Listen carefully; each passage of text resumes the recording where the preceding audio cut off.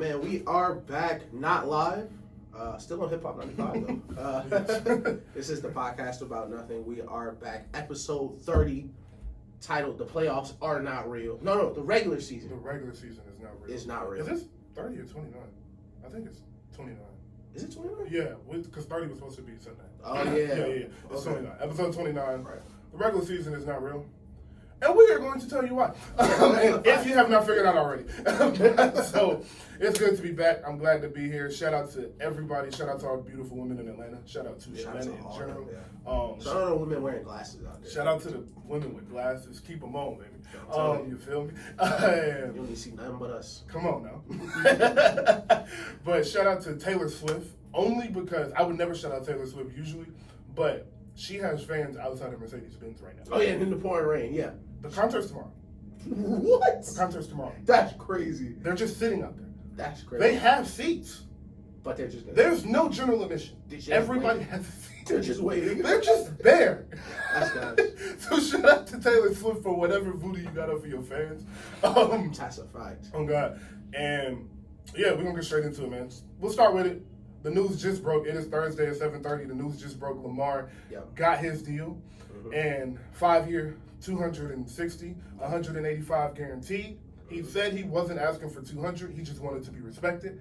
That seems like a respectable deal to me. It's over for a long period of time. Gives the organization flexibility. They got OBJ. They're in talks to get D-Hop. It's draft night. It's probably going to happen in the next few hours. The draft in the next few hours. How you feel, bro? I'm just so happy for Lamar, bro. Listen, man. Because Lamar did this the right way, actually. Well, what people not gonna say it's the right way, but this is the right way. Yes. When you negotiate and don't get you what you want, Yes. The price is the price. Yes, I'm not gonna change the price. Lamar got what he wanted. Yes, sir. He wanted to be respected, and this is we're gonna talk about W's for the culture and the culture wars is going on. But this is a W for the NFL players. Yes. Because listen, it ain't 235 guaranteed. It's 185, and I know Joe Burrow I think I'm better than Lamar Jackson. And I think I can go 190. I think I can get 190. I think I can get 200. Yep. So I think I'm glad he got the deal done. A lot of people were questioning, his mother, he needs an agent. Somehow they got the deal done without it. Somehow. Yeah, Adam Schefter reported once Jalen Hurts' contract came out, the Ravens kind of gave up. So it had nothing to do with any other stuff. Nope. It just had to do with the price. Yes. Like we said, it wasn't any of his injuries or no agent or how he's on Twitter. All that bullshit y'all was saying. It just wasn't it. But happy seeing him get paid. Odell's there. Hopefully they can get D-Hop there. But I'm glad it's finally over. I'm glad it's over. I'm glad it's over. I'm glad he can go get it with receivers, go to LA, get with LPJ, get with the receivers, get some chemistry, and I look forward to them winning the division next year. And I will say the loser in this situation is the Cleveland Browns. Yep. You paid all that money. I know for a fact, now that I'm watch this play out, I know for a fact they paid Deshaun that money to try to set the market so other teams within their division, they knew they have two phenom quarterbacks in their division. So they knew if we paid them that money, we could get them to pay, kind of mess up their roster as well. Yeah. Now Cleveland has a bad roster. Surprise, surprise. Yeah. Also, with Lamar, I said a couple weeks ago, and I'll stand by this, the Ravens really did nothing wrong. I don't think what they did was disrespectful to Lamar. I think it shouldn't have got out the way it did. Yeah. It was too many leaks. It was too much. Yeah. I completely understand you not wanting to give a quarterback guaranteed $250 million when nobody has that type of money. Right. It's just, that's how you negotiate, bro. Yeah. It's simple as that. It's Literally. not disrespectful. We're all pro-black, everything fucked up. Everything against the black quarterback, we're all that. But that's just a negotiation. Yeah. And as you see, Jalen got 180. Lamar said, I want 10 more million, and I want 5 more guaranteed. That's what you got. That's how you negotiate. And that's the thing on both sides. Yes. It's like, Lamar didn't get 200 million. Listen, you negotiate. You start with that high number. Yes. Let's get close to it. I'm still the highest paid quarterback ever. I don't think we're splitting hairs at that point. Exactly. Like, got the deal that you wanted. Get to stay in the place you wanted. You got a receiver now. Right. But quiet is kept. This is why the casual NFL fan just misses certain things because that 49ers call was real. And the problem is when Lamar is a free agent, 49ers aren't calling Baltimore. They're calling Lamar. Because all the 49ers got to do And what I said on the pod was, any team that's going to trade for Lamar isn't going to trade before the draft. No. Because the picks, if we get Lamar, our pick is going to be way worse than it is than this year. So all teams had to do was wait until after the draft. But that mutual interest between the 49ers and Lamar, that helped get this done too. Bruh. As soon as the deal broke, I said the exact same thing. I said, the 49ers calls changed some shit. Oh, yeah. It changed some shit. Because, I don't know how true this is, but I believe it because it's the NFL. They were saying the owners were in cahoots with Baltimore to not pay Lamar. Right, Nobody would talk to Lamar. Yeah. And I agree with you. I think most of that was the fact that the draft was 2 months away. Right. So we're not talking to nobody. We're going to let this draft pass or get to draft day and make some shit. Right. But I definitely think a week before the draft saying, hey, we're ready to get rid of Trey Lance. Yeah. That's a young quarterback. Lamar, well, look at that roster. Lamar get over there. These owners start calling like, hey, bro. Yeah. I was with you. You got to get this deal done. I can't have that. I can't have that in my division for the next 5-6 years. And that's exactly what I said when we talked about it was, I'm sure it's a lot of owners that's cool with it. But all it's going to take is one to be like, man, I'd rather win a Super Bowl, especially a team like San Francisco who've been on the edge, a team that's supposed to be winning Super Bowls. Yes. We've been one player away for a couple years. A quarterback, literally a quarterback. All right, let's make the Lamar call. And then it's like, okay, we got to pay him now. Exactly. And that's where we are. Exactly. So shout out to Lamar. Round of applause. We got a lot to get to. Yeah, so round of applause. Round of applause for knowing your worth. Oh, God. Yeah. Oh, God. So if we didn't already have the episodes, that would be it. But that's know your worth. Yeah. But, yeah, so shout out to Lamar. And real quick, you think Joe Burrow's going to get 190 or you think 185 going to be the number? I think it's 2. You think it's 2? I think it's 2. I think if he signs this year, I think you're right. I mean, if he signs next year, I think 2 is the numbers. If he has another season like he did, AFC Championship, or 12 and 5 or whatever, yeah, it's 2. Or 195 at the lowest. So, I'll say it depends what order he goes. Because Herbert's I guess. Yeah. If Herbert, whatever Herbert gets, Joe's gonna get 10 more. And I don't think Herbert can get 2. I think if Herbert can get 190, Joe can get 2. Yeah, that's what I mean. I think it'll go 10 more. So I think Herbert can ask for 190, especially with Keenan Allen coming off the books, all the older players coming off the books. Yeah. And then Joe Burrow's like, all right, I'm better than Justin Herbert. Yeah, for sure. Yeah. Okay. So. Also, this. Shout out Jalen Hurts. Yeah. Oh, yeah. We haven't been here since he got the deal. Yeah, shout out to Jalen Hurts. We knew you was in your deals. The Eagles and organization. So, yeah. 2 highest NFL player contracts ever negotiated by black women. That's amazing. And 3 of the highest paid quarterbacks in the NFL are black quarterbacks. Yeah. So shout out to y'all. I'm always excited for football. So look. Now to the superior sport. Not real quick. Oh yeah. Because we got to do this. Because it's gonna be quick. We tell y'all all the time we don't watch college football. Yeah. But we're gonna talk about the draft for 3 minutes. Okay. Yeah. The draft is tonight. Yeah. Let's go. So we'll see if we was right. All right. I just really wanted to ask, where do you think the quarterbacks are going? And where do you think Bijan Robinson is going? I'm not like I know about a bunch of people in the draft. I just wanted to ask. So I think Bijan and the Falcons. I think Bijan realistically goes to the Falcons. Okay. I think that is the perfect draft pick for them. You hired Derrick Henry's old coach. Yes. Give him a fresh running back. I love Cordero Patterson. And if he keeps playing this well, I'll argue Hall of Fame, possibly one of the best kick returns ever. Super Bowl running back, now Pro Bowl running back. Yes. All that. But you're asking a lot from him physically to keep holding up this offense. I think adding a really good running back to that offense can really help your young wide receiver and your young quarterback, whoever it's going to be, if they're going to stay with that guy. I think Anthony Richardson is going to Washington, though. That's the only place I can thumb. If I had to put money down, that's where I put my thumb. Eric Bieniemy needs big arm talent. He's okay with a project coming from Kansas City. A lot of weapons. I could see him going to Washington, sitting the first 6. Yeah.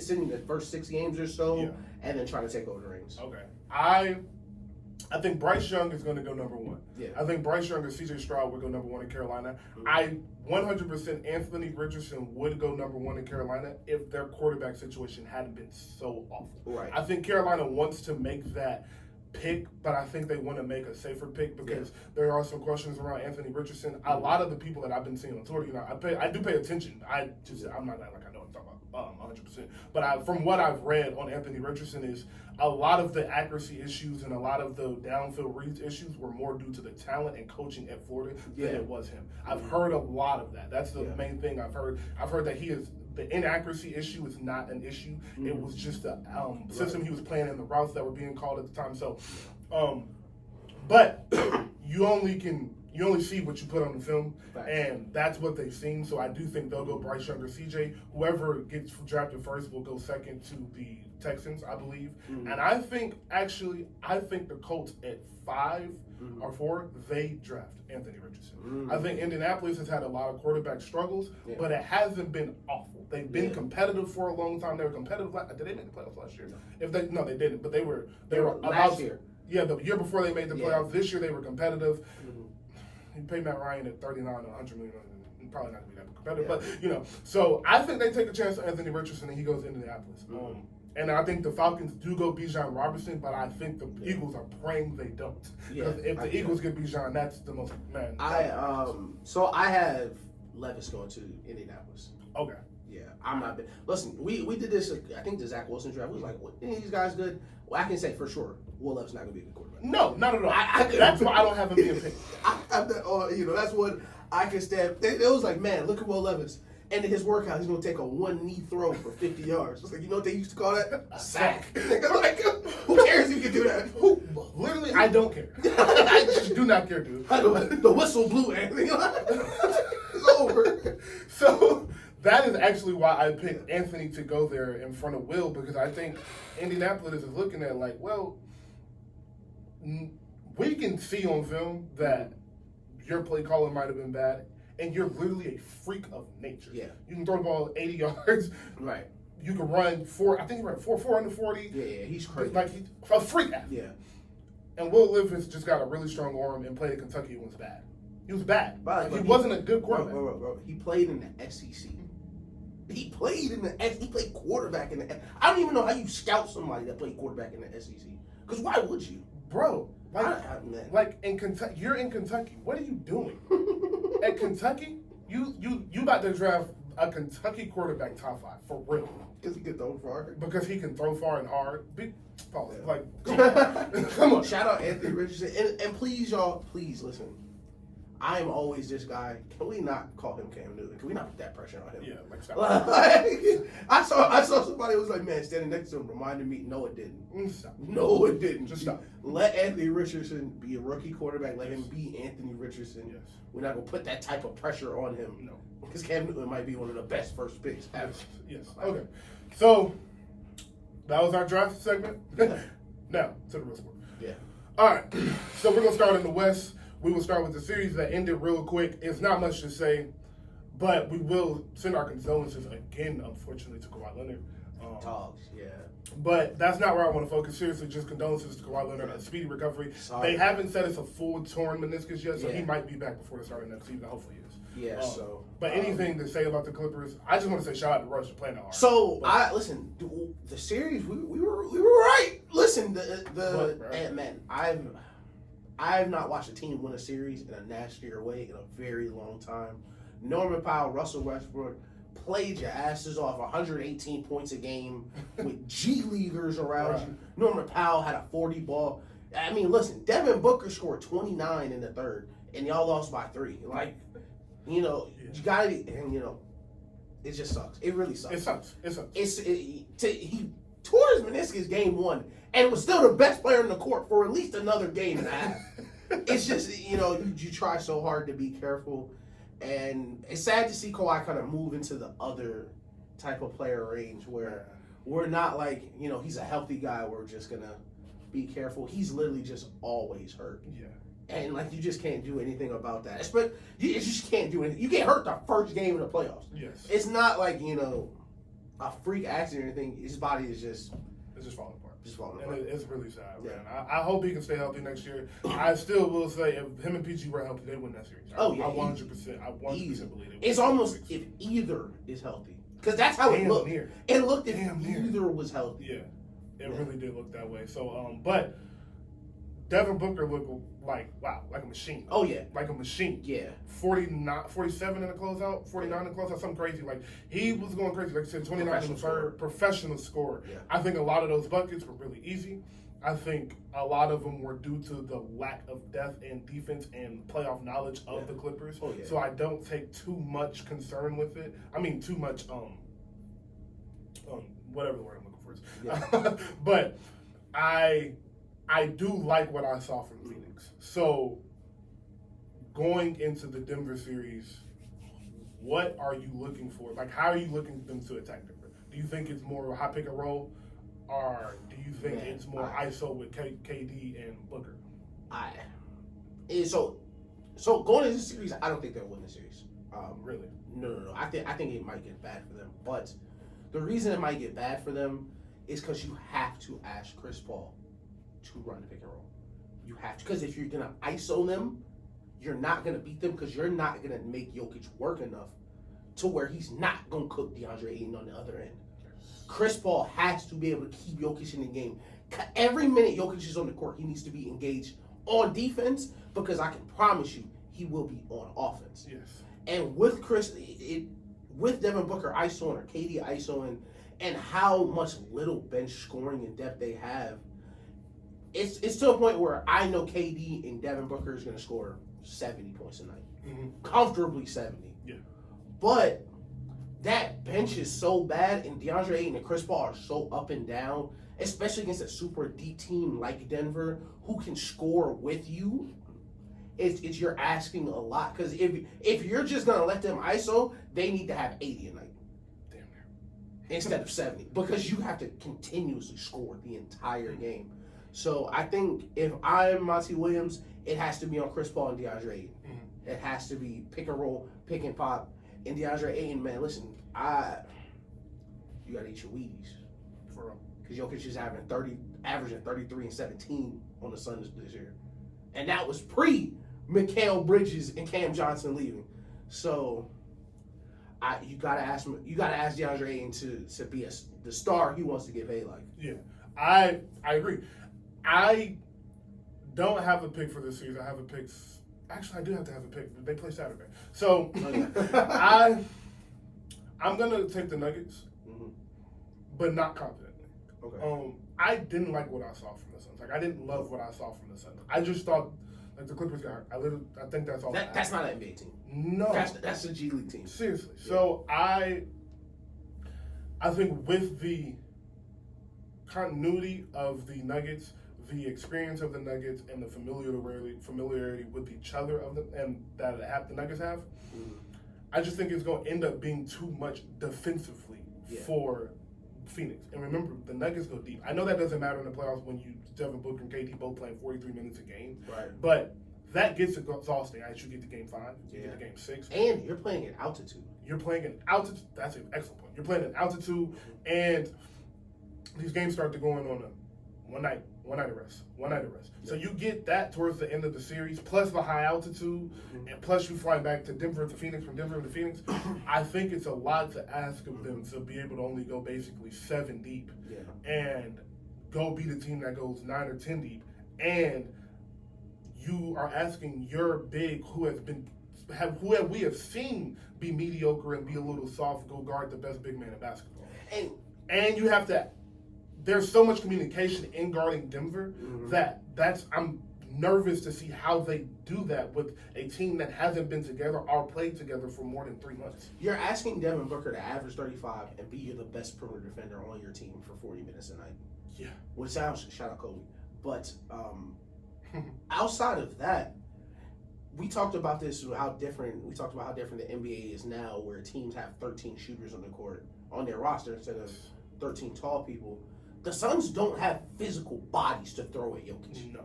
Like, we are one bad pump. Like, Jokic pump fake and Ayton jumping to him too early in the first quarter, they might get blown off the floor, because who's getting off the bench to guard Jokic? You gonna put KD on him? You gonna put KD on Jokic? And then he gonna play 40 minutes that night? I don't see the bodies.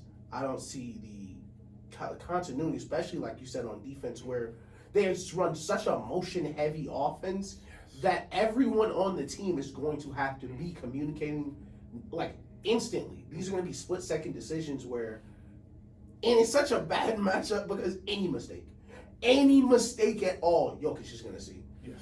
I don't trust Chris Paul against Jamal Murray for 6 games. I got the Nuggets in 6. I think they'll be up 3-0. I think the Suns will win 1 Oh yeah, they'll win the next two. I think the Nuggets. Will 2 or 3-0? I think they'll go up 3-0. Okay. I think they'll go into Phoenix and win that third game. I think it'll be 7. I think it'll go 7. I do think just the brilliance of KD and Devin Booker will be enough to get 7. But I think at home in that 7th game, after you've played 45 minutes a game in the series, they'll lose that. I actually hope that doesn't happen because I want Steph KD or LeBron KD Western Conference Finals. So I'm hoping that doesn't happen. Facts. But just watching Phoenix, not to but the last question I have is, and this is back to round 1, Nuggets, Timberwolves. What are you doing in Minnesota? Oh, Cat's gotta listen. I be early on a lot of waves. Cat's gotta go. Cat's gotta go for a couple different reasons, but first, basketball wise, Cat needs to go because him and Gobert are just not gonna work together. No. And for the last 2 games of my season, you were not on the court the last minute. Yes. Because you could not be on the court.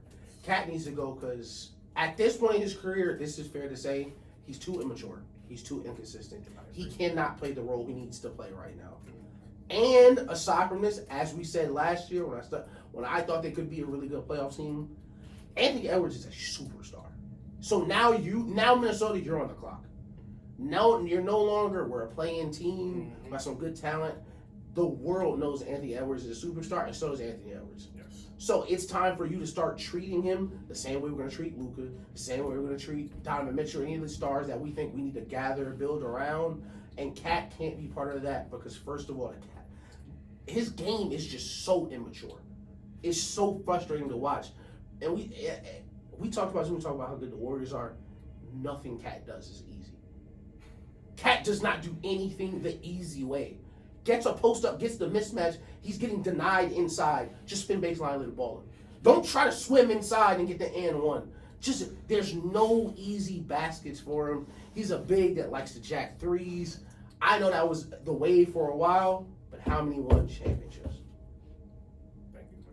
Excellent question. How many? Excellent. How everybody won a stretch 5? How many won championships being the first or best player on the team? First or second? You're not gonna win that way because it's like a tight end being the best player on your offense. Like Dirk, Travis Kelce, they could do it. They're gonna consistently win. They may break through one year because at the end of the day, a big shooting 38% from 3 is very nice if he's your 3rd, 4th option. Yes. But those shots should be other people's shots. Yes. That should be a last resort. You hanging out at the 3-point line is not what you're doing because you're just bailing people out. Yes. There's so many things he needs to change in his game. I'd love for him to just get another change of scenery. Get somewhere else. Get to another coach. Reset. Go to somewhere, because when he got there, he had a lot of expectations. Go to somewhere with somebody established. Yes. And see what you can do. Anthony Edwards, piggyback off what you said, Anthony Edwards is a superstar. That is a known fact now. Yeah. But something that, if you watch the series, you've really been listening to Ant talk, he got a killer. Mm-hmm. He does not like to lose. Nope. You're not going to re-sign Ant if you don't make any moves. Ant is from Atlanta. Yeah. Trae Young is that deal, dog. Yeah. Trae Young is that deal. They are willing to get rid of John Collins. Mm-hmm. They are willing to get rid of the Bogey. Yep. DeAndre Hunter. Capello. For Ant, they'll give up anybody on that roster. Oh, listen, it will be 3 or 4 people gone today. Yeah. So if you are able to put the pieces around Ant to make this a contender, you have to do that this offseason. Mm-hmm. You have to get rid of Cat. You have to start calling teams asking for Cat. And the worst part is they're one guy away. That's the thing. They're one good veteran guy away from being a contender. Yeah. All right, so I'm gonna say this, and listen, we ain't mentioned, we ain't said his name yet. You know, Jaden McDaniels, that was some real dumb shit to do, bro. That was some real dumb shit to do. But what it did was it gave Anthony Edwards an opportunity to show that I am not just a superstar, I am a two-way superstar. Yes. And you can move forward a lot better with a two-way, 6'7", dominant scoring shooting guard that can defend than you are going to do with your undersized center stretch forward Karl-Anthony Towns. Yes, 100%. I think the issue with Cat is he won't be a free agent until 2028. Yeah. So you're gonna have to take that max contract. Mm-hmm. But there are a lot of teams that would deal with Cap being their first or second option. Chicago, Houston, OKC, Charlotte. Yeah. Let's see, Brooklyn, Atlanta. Like Atlanta, you keep Trey, get rid of John Collins, DeAndre Hunter, get a pick back. Listen, get Cat over there with Capella. This is why the playoffs are so interesting. Put Milwaukee on that list. Put Milwaukee on that list. With the roster full of old people falling apart, get you a young stretch big. Brook Lopez. We don't know what's going to happen with Brook Lopez. Mm-hmm. You need a stretch five with Giannis. So say they want to get rid of Brook. Well, exactly. You want to get rid of Brook Lopez. You let Giannis play the 5, Cat play the 4, vice versa. It really don't matter in this day and age. So there's some teams out there that be willing to make that trade, but it wouldn't be. You're not gonna get a superstar in return. You got to be okay with that. You got to be okay with just getting rid of that contract and being able to sign somebody else because it's a free agent. And I don't know if he'll work with Rudy, but it's a guy that's going to be a free agent this season, and that proves that he can play basketball if he is in the right system, and he is a veteran, and he will be perfect next to Ant for somebody that Ant to watch to continue to grow into the player he is. And that's Russell Westbrook. Oh, I thought you were going to say somebody else. I'm going to throw somebody else in there too, then she said that. Russell Westbrook, Ant Edwards, Jaden McDaniels. Mm-hmm. And if you trade with Atlanta, you get an adequate John Collins and Rudy Gobert. Yep. You trade with Milwaukee and you get Brook Lopez. Mm-hmm. It's a lot of teams where you can trade. You trade with Brooklyn and maybe they're going to keep Mikal, but you can get maybe Nick Claxton. Right. We'll get there in a second. Maybe you can get Jared Allen from Cleveland. There's places you can go to get some bigs or to get a stretch forward to fit next to Ant. Right. Russ, Ant, and Jaden McDaniels is a 3-hour roller. Yeah. Rudy Gobert down there to protect the paint. Mm-hmm. Now you only have one person clogging up the paint. You can live with that. Right. Rudy Gobert said this. I don't know what this really means, but he said this offseason he's really going to work better on his offensive game. So maybe he'll come back with a little bit better touch around the rim and things of that nature. You're not winning a championship next year, and that's why I'm saying Russell Westbrook. You're not winning a championship next year. You probably aren't winning one the year after that. Mm-hmm. But if Anthony Edwards is 21 years old. Yeah. So let's chill. Exactly. He's younger than chill. Almost everyone on the court. No, not on the court, in the league. But let him be his own star away from Cat. Yeah. Let Cat get out of there, go revive his career. Because Cat, like you said, it's run its course. It's not going to work. Right. So you're just going to be in the same position next year and everybody will hate each other by the end of next season because we've done the same thing 3 years in a row with these guys. So get Russ in there, clear out that paint, and let Ant be a number one option with somebody next to him that's going to be there at the gym with him every morning, be there late at night with him, teach him how to watch film, teach him how to prepare his body, all of those little things that a veteran can do and somebody that he'll look up to. Like, if he loved KD, he loved Russell Westbrook. I know it. Yeah. So I think that is a good option. But who are you thinking? Listen, I'm thinking about it, man. I call the Mavericks. Kyrie. Listen, if Kyrie's not going to stay, you got to do a sign trade with him anyway. Damn, let's go. Luka needs a stretch big the worst way. Luka needs a stretch big the worst way. The Timberwolves have been looking for a point guard for 17 years since they swung on Steph Curry, swung on Johnny Flynn and missed. Kyrie can come in, fine with being a number 2 to a superstar, add much needed backcourt scoring to the Timberwolves. Yes. They have none at all. He can still work with Gobert in the pick and roll. He's used to playing with people who can't shoot. He's a veteran, and he, like you said, Russell Westbrook, can teach Anthony Edwards how to be a star for real. Yes. I would definitely explore that. I would really love to see that if it's possible. And I got one more. Yeah. Hey, look, Steve Ballmer, it ain't work. But Kawhi and Cat might. Yo, I can get PG. Mm-hmm. I'll give you Jaden McDaniels too. Yeah. I'll send you Cat and Jaden McDaniels. You just give me PG in the pick. Yeah. Amen. Look, yeah, it's a lot of options out here. Because Ant is on the fringe of being the number one option. Yeah. The only issue with Ant as a number one option right now is a 21-year-old issue. He don't know what good shots to take at certain points of the game. Yeah. You'll see Ant be 2 minutes left in the game, and they up 2, and he'll throw up a 28-footer. Because he got the crowd into it, and that's bro. Can't nobody stop you from getting. Go get some contact. Go shoot your free throws. Go up for it. And what you saw with the Lakers games is He just don't know how yet. Yeah. Like, that double they sprung on him in the Lakers playing game, really, he literally said, I didn't know what to do. Yeah. Because there's no other superstar professional scorers on the roster. Yes. Like, even past legends. Like, even Vince Carter used to sit on the bench for the Hawks for a couple years to talk. There's nobody on that team that knows what to do in that situation. You got to get some new people in. And like you said, listen, it ran its course. We tried. It ran its course. Cat, you was here before Edwards. Yes. We tried. It didn't work. You're not the guy. We knew, listen, y'all chose him over Jimmy Butler. And we're going to talk about that a little later, about the people who was chose over Jimmy Butler. But I didn't forget. I didn't forget. Jimmy Butler told us a long time ago what type of player you are, Cat.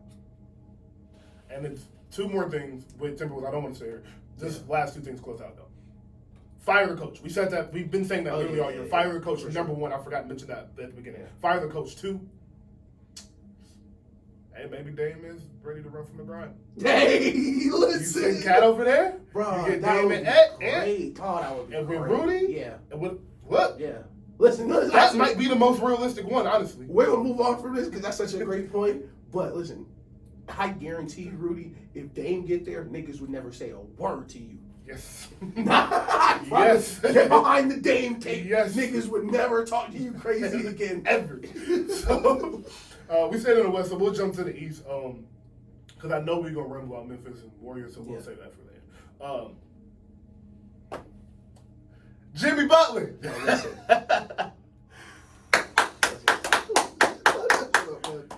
Hey, for real niggas man, everywhere. for real niggas everywhere. Listen, Jimmy Butler, and let's just start it off. So the culture war in the NBA is going our way. The rings really don't matter. The playoffs and the regular season, same thing. Those losers, it's over. Y'all can't argue it no more. Because Jimmy Butler showing y'all, right? There is no better example than beating the regular season world champ Bucks, who won 25 million straight games in January, just playing harder than everybody. Hats off to Jimmy Butler. Hats off to Eric Spoelstra. Listen, what Eric Spoelstra was, listen, mastermind. It's unfair for real. Damn near. It's really he's out there. Listen, 3 undrafted niggas start. I had 3 players foul out, and y'all still couldn't score. It was hard to watch. Come on, man. Hardest losses to watch probably was the Kobe first finals versus the Celtics. That game 7. 6, yeah. Game, yeah. And then the Clippers in the bubble. Because the Clippers in the bubble, they just broke. They just turned off. Bro, their brains just turned off, bro. And then the Bucks. The Bucks game last night I watched, I was watching Drew Holiday like, damn, homie. In 2020, you was the man, homie. What the fuck happened to you? This nigga Jimmy Butler talking crazy to Drew Holiday, bro. Like, ain't it crazy how quick life coming at you so fast, bro? Because 3 months ago, niggas like, yeah, Drew Holiday's a superstar. Yeah. Bona fide superstar Drew Holiday. Jimmy Butler down 6 with 3 minutes left, telling this nigga, I own you. Like, look, man. All right, so. Hey, honest, man. Don't think we ain't see you. Don't think we ain't see you out I'm there. starting there. Okay. Hot topic. Giannis is a season of failure. I'm gonna go on this rant, tell you about your life and how. Oh yeah, go ahead. Your job is your job of failure every year. If you don't get a raise. Actually, yeah, Hell yeah, nigga. I don't like that response. Yeah. I'm glad you brought up the finals in no way. After Kobe lost the finals, worked his ass off, won the MVP that year. Don't know if y'all remember. MVP, first team all defense, 29 a game, 33 a game throughout the playoffs, 32 in the series. Paul didn't have it. Andrew Bynum wasn't ready. Lamar wasn't ready. Nobody was ready except for Kobe. Got to the podium. They said, was this season a success? He said, this season was a waste of my time because we didn't win the championship. Yep. That's a killer. Mm-hmm. What Bron say 5 months ago? He said, I really don't even have interest in playing if I'm not playing for a championship. No. It's a killer. Yo, talk to you lost in the first round to an AC. I don't want to hear he didn't play game 1. Team that lost to in a playing game. They lost in a playing game to Trae Young. I don't want to hear. Shout out Atlanta. Yo, I missed a game. I missed 2 games. He was hurt. You came back, had a triple-double, you lost. You came back, had 38 and 20, you lost. Only game the Bucks won, you didn't play. The only game y'all won, you did not play in.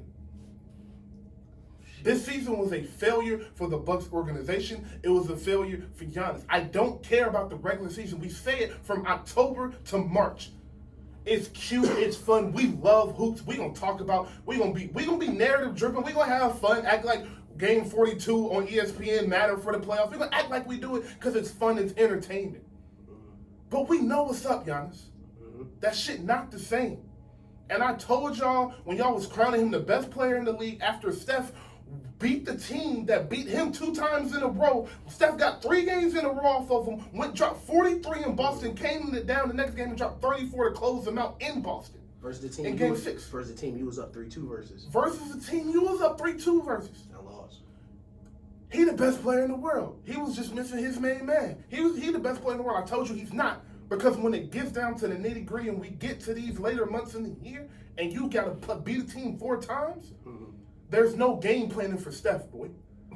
The way he can break the game is no game planning for that. KD got swept last year. Jokic, you can't play defense. Really? If we being fucking honest, the only competition Steph got right now in this month is still LeBron. Listen, so I'm listen. Stop it, dog. It was a failure. You had your dogs, you had your road dogs, you had your coach. It was a failure. Mike Budenholzer will get to you in a second. Let's continue. Shout out Coach Bud, first of all, because I know Coach Bud was watching the last possession like, damn, what they gonna do? Coach Bud was the funniest. Oh shit.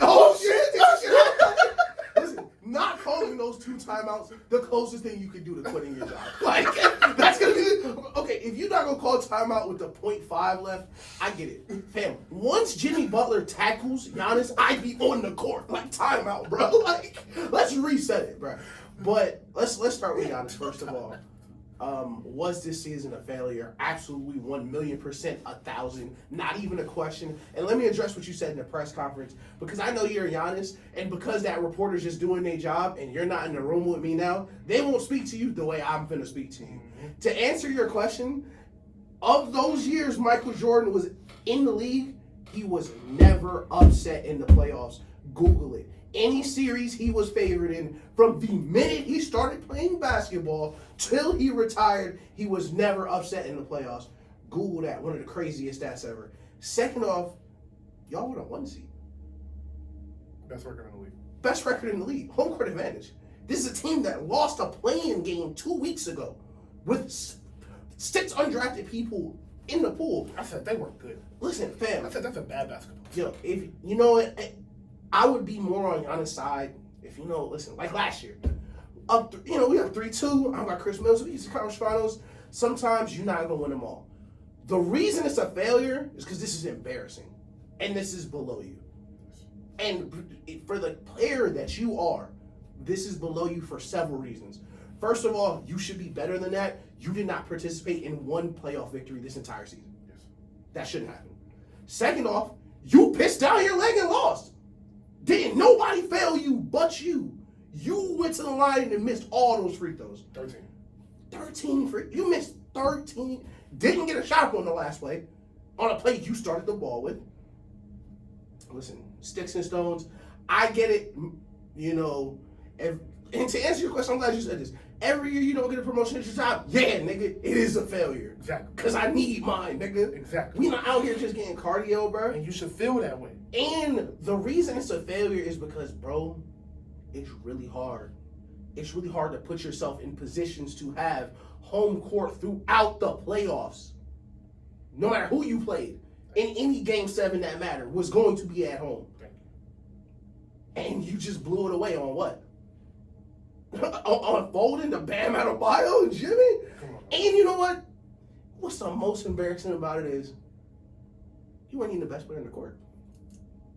And it can't be argued.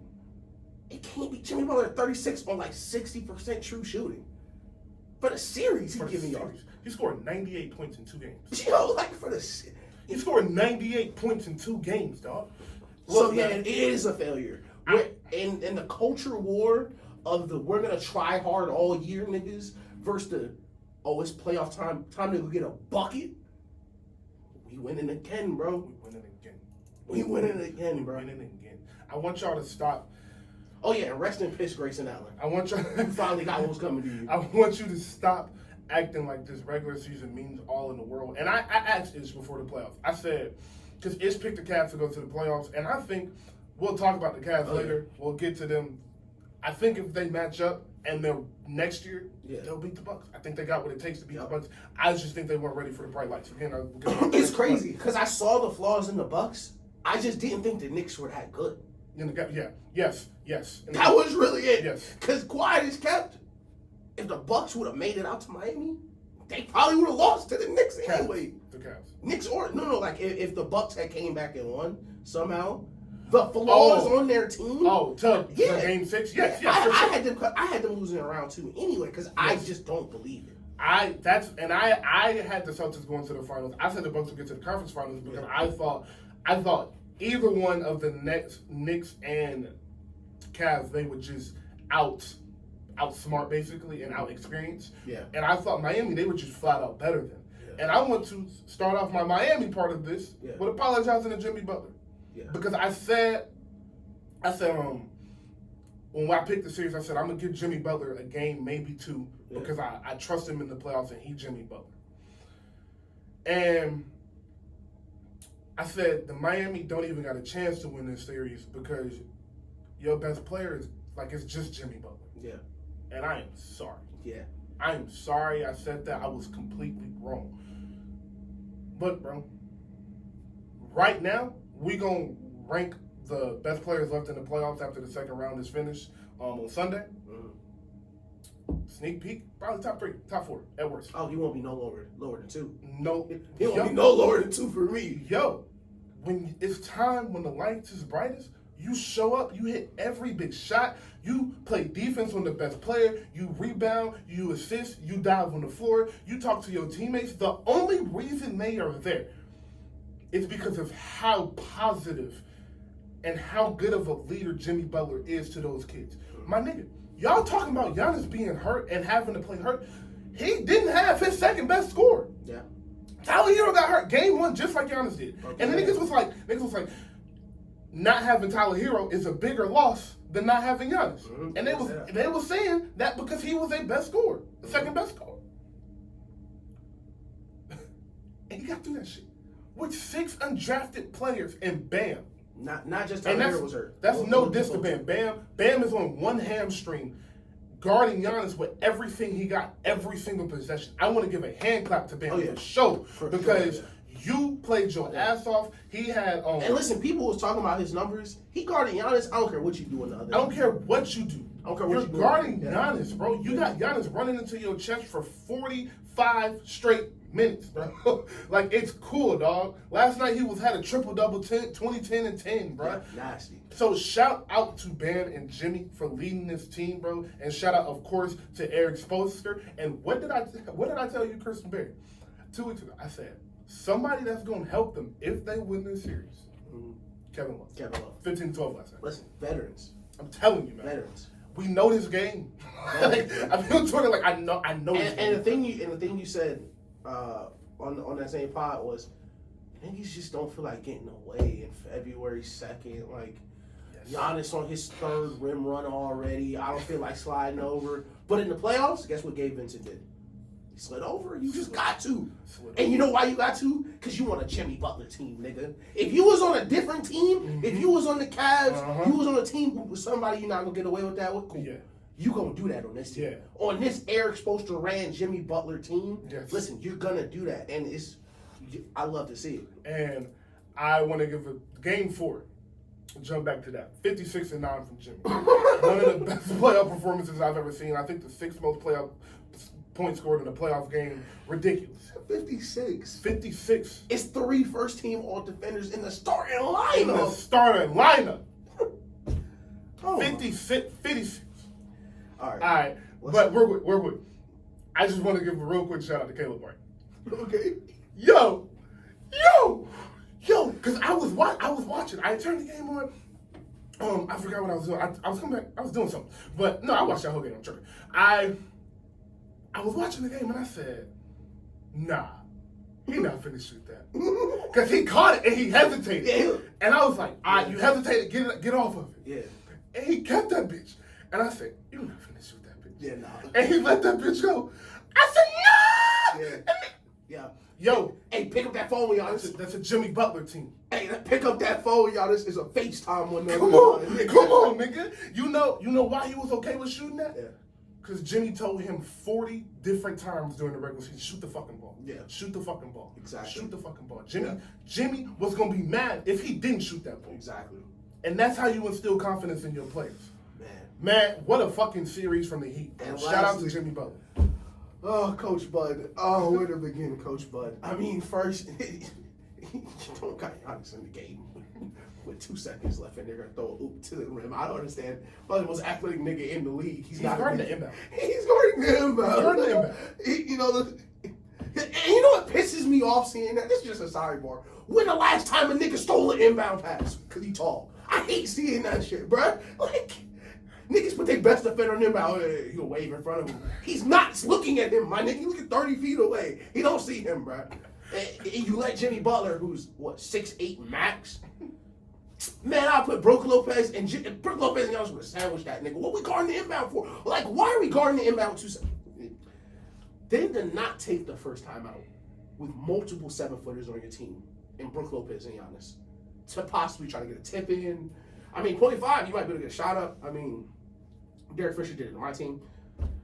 But on the last possession, to have multiple chances to call a timeout, and you don't. Because when they first make the shot, you can call timeout. When Giannis gets tackled by Jimmy, you could also call the timeout.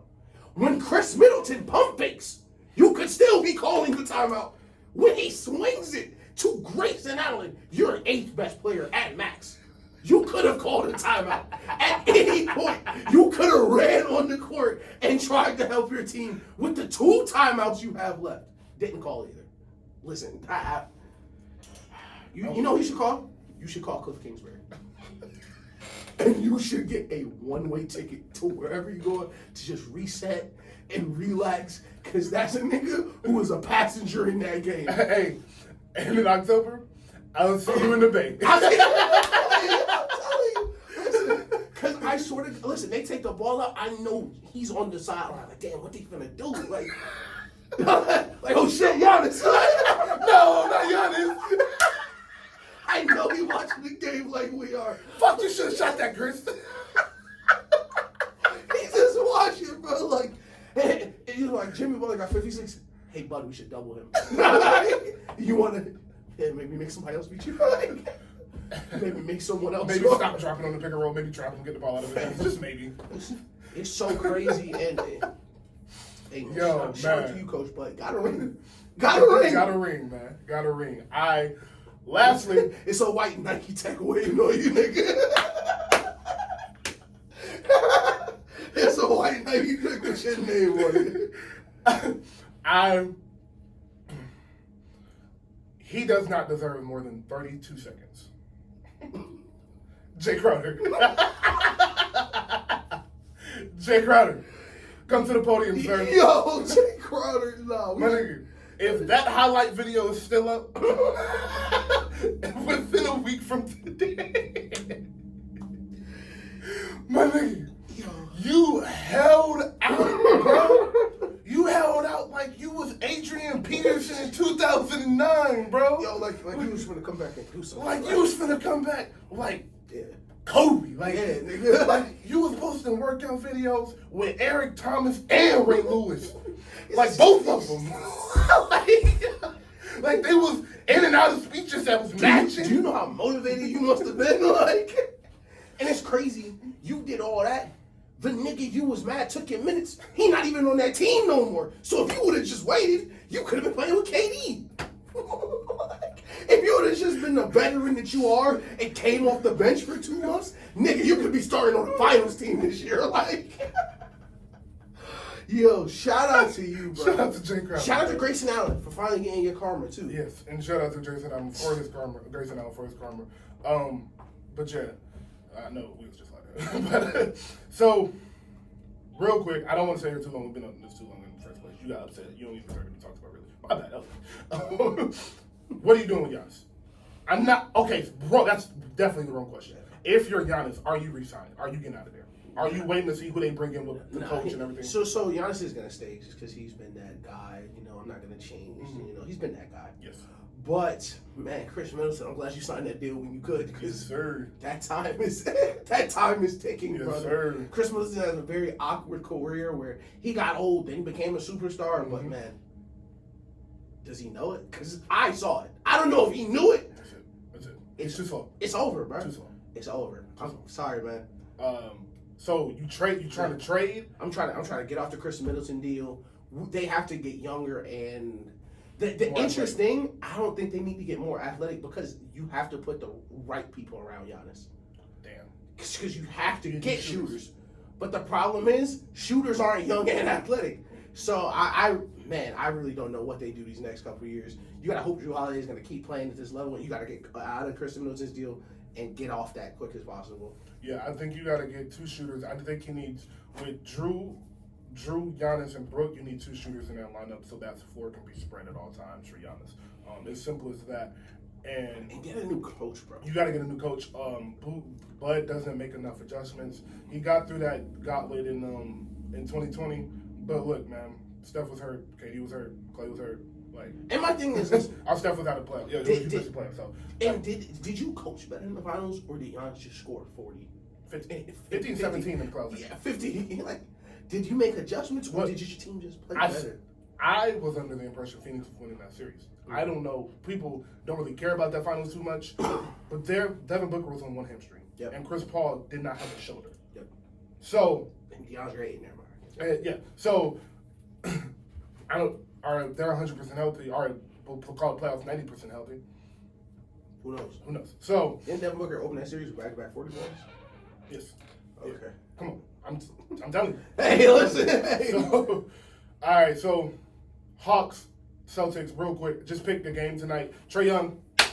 Yeah. Yes, sir. Yeah. Stop. Y'all underrated Trae Young. I told you he that dude, real Atlanta nigga. He's not a real Atlanta nigga, but you know.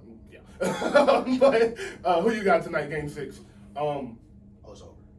You think it's over? Listen, I think 2 games off this Celtics team was great. I think I'm not surprised they got the 2 games because what we saw from the Celtics last year, everyone's like, oh my God, how did they blow that lead? Did y'all not watch the playoffs last year? This is what the Celtics do. They turn their brains off. Yes. And now they're a younger coach team. This is his first rodeo. Quinn Snyder's a veteran coach. Glad they got those 2 games off. But I think everyone's going to come back down to earth tonight. You heard him won't score 27. Yes. You know, you'll maintain the lead. I think they know they need to get to this next round because every game that you extended, you're giving James Harden, George Niang, Joel Embiid all time to get healthy because they're all hurt right now. So I think they come in with more sense of urgency. I think Jaylen Brown, and I think actually Jason Tatum's going to play well. Jaylen Brown always plays well. So I think it's over tonight. Been going back and forth with this all day. Because I really got faith in the Hawks to win this game, honestly. I'm not going to lie. But I think you're right. Yeah. I think it's a good game. I do think we get a good game, but I think Jason Tatum. All right, let's stop this. It's time to stop kidding around. It's time to stop kidding around. Yeah. Let's stop this. And I think it's a close game, 5-6 point win, but I do think the Celtics close it out tonight. We won't say too much. Trae Young is special. Shout out to him. All right, let's get to the West. Okay. We'll start with Lakers Memphis because a lot of people are confident that LA is winning this game tomorrow. I'm not one of those people. Okay. The only reason I am not is because I see it in LeBron, and it scares me. You see it? Yeah. Oh yeah, I told you. And I don't call him this, but I think it's deserved at this point. Oh yeah, our GOAT. Our GOAT. Yeah. Our king, if you will. Yeah. Is falling. He knows it. Slowly. He knows it. Very slowly. Very, very slowly. Yeah. But he's creeping down on one knee. He's coming down on the other knee. He's about to lay down. Yeah. He's exhausted. His foot is hurting. He's in pain. he is not nearly. He doesn't even like. I've been saying all year that LeBron doesn't have the speed he did a couple of years ago. He doesn't have the speed he had earlier this year. Yeah, like from last month. Yes, type shit. So I'm not walking in here saying, yeah, Lakers series is over. Like I feel about the Warriors series. Like I like that's probably over. But the Lakers, I'm only saying this because what I saw yesterday from LeBron. Mm-hmm. Now, from the game I saw Anthony Davis, and my mom works like this, I be thinking players have secret conversations. So I think players are smart. I think LeBron is a genius. And I think when you spend that much on your body, mm-hmm. and you work that much on your body into your physique and your stamina and all of that, if it's anybody that knows your body, it's you. Mm-hmm. And I think LeBron knew last night, hey, AD, I don't got it. Yep. But I'm LeBron. If you can get me to the fourth quarter and we down 5, we can take this home. Mm-hmm. I got enough in the fourth, and it just wasn't that. I could tell by how AD was playing, that sounded like the plan. Like, LeBron not going to be able to go for 30 tonight. It's just not going to happen. His legs are gone. And the reason I'm saying I can't guarantee a win tomorrow is because they play tomorrow. Exactly. They play Monday, rest, Wednesday, rest, Friday. That's 3 games in 6 days. 3 games in 5 days. Traveling, too. Traveling from LA to Memphis to LA. Mm-hmm. And I think they will win this game. I'm picking them. I'm picking them tomorrow to win the game. But it's not a guarantee. It's not going to be a blowout. Unless the only way it is a blowout is if he says, all right, this first half, we're going to jump on them because they're young, they're going to lay down, and they get up 15-16 in the second quarter. But I just don't think that happened. I think Ja and I think the coaching staff of Memphis saw that fatigue from LeBron, and I think they're going to do exactly what the Warriors, our Kings, will do in the next round if they do win this series. Run up, down, down. So, I don't care if they hit a 3 from 30. Take this ball out and pass, we down the court. So, well, first of all, I 1,000% agree. When we met for the pod, we talked about who I thought would win this series. I thought, like, in a vacuum, like we played this on 2K, I think the Lakers would easily win this series. But that's not how NBA basketball is played. No. Defensively, scheme-wise, those early games, we saw what concerned us about the Grizzlies, what the Lakers were able to do physically with Jared Vanderbilt. Jared Vanderbilt. I do shit every time. Jared Vanderbilt, AD funneling him in the pick and roll, like really trying to keep him at certain spots. But what you said is the most important part was we can see it. Sure. And if we can see it, they see it. And for a team that looked defeated and looked like they had nothing to give, and you change the channel and they're up 30 in the game, you thought they had nothing to give, the average fan is going to ask what changed. Mm-hmm. And that's literally what I told my mom. She's like, what? What's the difference? I said, oh, they know LeBron's not LeBron no more. And it's a great saying. You're just talking about the king falling. If you can make a God bleed, the people will stop believing in him. And that's what you're seeing in LeBron. Where they know, oh yeah, this not that guy. This not the we go on an 8-0 run, he's gonna stop and change the full game. He's not gonna do that.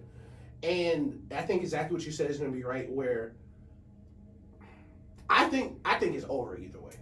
And I kind of feel like this about the Suns. I kind of feel about this on Lakers, where what you're doing in this series is showing me what will happen in the next series no matter what anyway. Where I think the Grizzlies are putting the beginnings of the blueprint. Where, man, yeah, this is a great half-court defense. You know, they're a really good team. But if I can just run for 45 minutes, because the young people on my team aren't going to get tired, and they don't care if we play in a day and a half, we're going to get way more easy points. And not only that, it'll affect their offense. We saw a lot of LeBron in the post, like I said we would. But the problem with LeBron's foot being hurt is it's not a hand.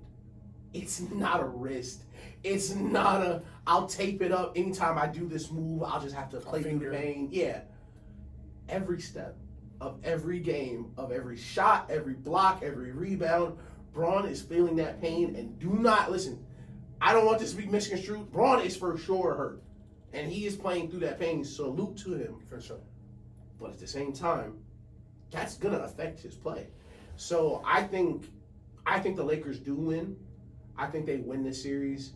And another thing that was so concerning about them losing is that, like last year, I forget who the Warriors, the Grizzlies, they were down like 40 in that first closeout game. Yeah. And they came back and won it in Game 6. The difference is the Lakers needed that win.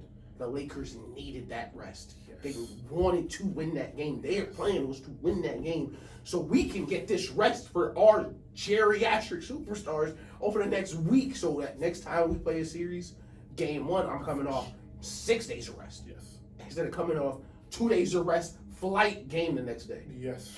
So I think they'll win in Game 6, but I think whoever they get next round, the Warriors, I think it get ugly. So, we'll jump there in a second. Maybe something, but yeah. All right. So,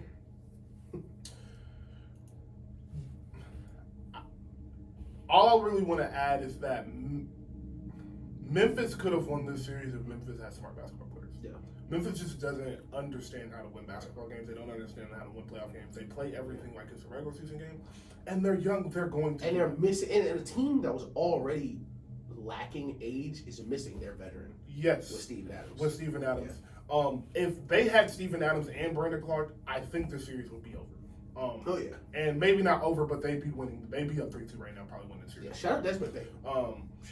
Shout out Desmond Bain. For sure. Yeah. 33-10 last night. All right. Was that last night? Yeah, last night. So I am looking at the Grizzlies, and I think the path for them to win this game is to do exactly what we both just said. Run. You got to run. You got to run. You got to run. And this is something similar to what the Warriors did last night, and I was so sad that we couldn't do the show Sunday because I only wanted to talk about the Warriors. I mean, of course, we're going to talk about something else, but I wanted to get this point across the Warriors is veteran teams. So it's going to be hard for the Grizzlies to do this. I'll start with that. But veteran teams understand that, in the simplest terms, a crowd is just a bunch of humans. Yeah. And humans have regular human emotions. Mm-hmm. And these fans, they be nervous like y'all do. Like the scared. people at home, they be scared. Yeah. So they get quiet when they know a team really needs a game and they know they backs against the wall and if they lose this game, this series might be over. Listen, I had a homie at that Bucks game last night. It gets quiet. It get quiet. It gets really quiet. It get quiet. So if hopefully somebody on Taylor Jenkins' staff, our Taylor Jenkins, our Steven Adams, is telling them, hey, listen, if we can get up 8, we can take this crowd out of it. If we can get Ja on the fast break and throw him a lob and get him, and we can get Desmond Bain to hit a 3, we can get a steal, Dylan Brooks to rip LeBron, poke it out, get the energy, take the energy out the building, put the energy in our bench. Yeah. Hey, man, it's possible. But again, they're young, they're not very smart, and that is still LeBron. Like, everything I said, right, still LeBron. That's LeBron. Yeah. It's still LeBron. It's still LeBron. Yeah. And AD was killing last game. What?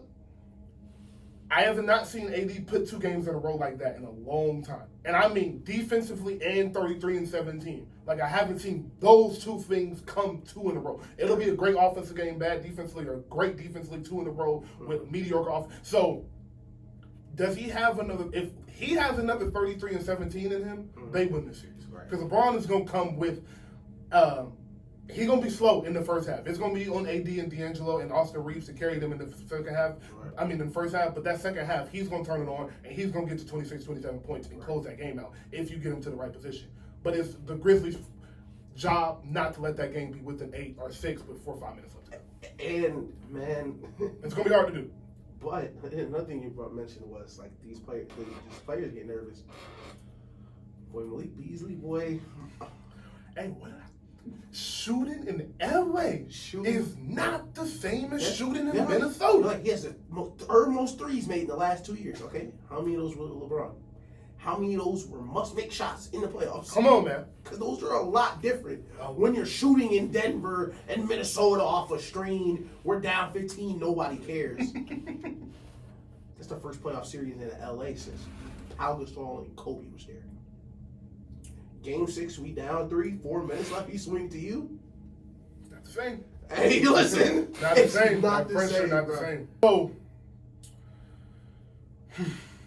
we'll pick the game. Lakers, Memphis. Who do you got tomorrow? I'm gonna go Memphis. Memphis? Yeah. Okay. Yeah, I'm going out on a limb, bro. I'm taking Memphis. I'm saying we get a Game 7 back in Memphis. Yeah. I don't know who I'll pick for that. We'll get there Sunday. But I'm going to go Memphis tomorrow in a 115 to 110 win. Yeah. This is one of those great situations where no matter what, who wins, I'm going to win. Yes. If Grizzlies lose, Grizzlies lost. Grizzlies lost. You're not getting the West no more. Yeah, not getting the West no more. LeBron lose. Yeah. I'm not going to be biased on the show. But y'all know what. Y'all know I wasn't lose. But, yeah, I'm going Memphis. Okay. All right, so we'll go Cavs Knicks and then close the board. All right, Cavs Knicks. Jalen Brunson. Oh, yeah. Josh Hart. Especially, Josh Hart 1,000,000% because Josh Hart was in some trash situations. Yes. It makes you wonder how he got traded so much. Watching that play. Yeah. And to Josh Hart's credit, he's been one of those NBA Twitter nerds favorites for a very long time. Like he's been an amazing rebounder his whole career. Yes, he's always been a super productive role player. So I'm glad he's brought that to a team that really needs it. Yes, 100%. I want to start off with the Cavs. I will say I don't have anything awful to say about them. It was just so obvious they weren't ready. Jared Allen said the lights were brighter than I thought they were going to be. Straight up. And it was very obvious in every single Listen, we say we're never wrong, but occasionally we get something wrong. I for sure picked the Cavs team this year 100% wrong, but I'm a little early on a lot of teams. Yes. And watching this series, tell you they're just not ready. No. They're just not ready. And, I don't want to call for anybody's job, but it's time. I'll give him 1 year. I'll give him 1 more year. This is why I'm over it. You gotta take the ball out of Jalen Brunson's hands. You gotta take the ball out of Jalen Brunson's hands. And it's hard to, and maybe it's because we're a step removed from it, but it's hard for me to watch teams go, you know what, Aaron Fox, you got 25. Let's make you score 35 through a box and one. And teams throw everything at the wall to try to stop a player because this is the playoffs, and then not see that on the other end when you were supposed to be the best defense in the league all season. But, like the episode said, you were the best regular season defense in the league. Yes, sir. Because it's much different. Shouts out to Jalen Brunson. Shout out to Isaiah Hartenstein, Julius Randle, all the bigs on the Knicks that played excellently. Playoffs, it's a make or miss league. You get that rebound game one. Who knows how this series goes? But I think, like you said, I don't have nobody to slander. It's just not ready. It's just not ready, man. It's just not ready. It's a lot of things. Darius Garland as a point guard has to learn how to control the tempo. Donovan Mitchell as a number 1 option playing in the number 2 role has to learn how to give the ball up and let Darius control the tempo and get off ball to get easier shots. Right. It looked like Utah a lot of times for spurts with him just trying to create for everybody. And I understand you're desperate, but that's when that coach that you're talking about got to draw up some plays. Your offense has to be better. I think I came in here and said that after game 1. The offense has to be better. Because I picked the series in 6. I said 5 games. The Cavs will win in 5 because I just didn't think New York was as good. And I changed it to Cavs in 7. I had Cavs in 5, and I changed it to Cavs in 7 because I saw how good New York was and how physical they were with them. But I thought the talent of the Cavs would eventually overcome that at home on the game 7, and I was completely wrong. Just got beat. The reason I would like another voice in there, because you see that a lot with a lot of teams who are like right there, who you don't need big changes to be made. They need philosophical changes to what they do. So especially with Darius Garland and Donovan Mitchell, at this point in the season, their offense should not have been Donovan Mitchell. It should have been their backcourt, because in the playoffs, you need Darius Garland to be aggressive throughout the game, because how often he'll have the ball in his hands. Where you saw the one game, I think the one game that they did win is the game where he went nuts, where in the playoffs, teams are not gonna let that one guy do what he usually likes to do. They're gonna make him do it through things he does not want to do. They're gonna make you catch it high. They're gonna make you catch it here. They're gonna deny. So having Darius Garland there, he has to be aggressive because if he's not, they have him just playing like Ricky Rubio. And that is a problem. And another thing, and this is just league wide, bro. Poor shooters have to stop spotting up on the perimeter and staying there. Yeah. And you see this so much in Golden State, where it's like in the NFL, one team is just so much smarter than the other. The Kings went boxing one. I'm gonna say game 2. They ran the pick and roll. Draymond caught it at the free throw line, and usually the baseline goes. That's the normal read for the drop coverage. No. Wiggins on the wing. GP2 in the corner. Both went. Because if you're not standing there, the defender who's staying there on the wing is guarding nobody. So every time you stand on the wing when someone is getting doubled and you're a poor shooter, you're letting the defense win that possession. Instead of doing what like Westbrook does, Draymond does it all the time, where there's nobody in front of you. Catch the ball and get to full speed in that 5-6 feet, and go to the rim. There was too many times Cedi Osman, Isaac Okoro, guys you're fine shooting are just sitting on the wing like, well, they double team him and I'm open, so I have to shoot. No, you don't. I promise you don't. There are other ways to make yourself valuable. I think those changes could really help their offense. And I think they do need one piece, but I don't think this piece is detrimental if they change, like you said, their minor philosophies. But I do think they need a starter that can shoot and play defense. Yeah. You can't have Isaac Okoro can shoot, excellent defender. Cedi Osman can't guard nobody, excellent not excellent, but good shooter. Right. And Karis LeVert isn't a spot-up shooter, but he can score the ball. But he don't really fit next to Donovan and Darius because he needs the ball too. Yeah. So, but to that point, we love a bench with Cedi, Okoro, and Karis coming off of that. So that's why you go get that 3, and those are available everywhere. 3 and D players are available everywhere. So and this is why that's their next piece. This is why I love basketball. The Cavs tried to get Josh Hart. It sure did. And that literally might have changed the series. But on the Knicks side, start with Julius Randle. Didn't have the best series, but your physicality inside bothered Evan Mobley and Jared Allen so much that they really don't fucking matter. Yep. Like that you didn't score as many points and shoot as well you should. I hope his ankle is getting healed. Yes, I really hope he gets better because I want to see a fully healthy Heat in New York play. That physicality is going. Him and Mitchell Robinson is going to come into play because the Heat aren't small. But boy, it's going to be a mastermind coaching matchup. I will say this: both of these teams play their star players 42 minutes a game in the playoffs. It's what they do. Tom Thibodeau played 42 minutes in game 27. So I guess they had Josh Hart mic'd up. He walked over to Josh Hart. He was like, hey, about a minute, I'm going to put you back in. He said, man, I can play all 48 if you want. And laughed. I was like, somebody should tell that nigga who we're talking to. Oh, God. Yeah, don't joke like that, man. You might have to. You may have to do that. So 100%, I want to give a shout out to Coach Thibodeau. He put on a defensive masterclass. They just looked uncomfortable that entire series entire series offensively. And Jalen Brunson is a star in this league. Not a superstar, but he is a star. Shout out Brunson, man. Hey, man, I'm looking at Dallas a little weird, man.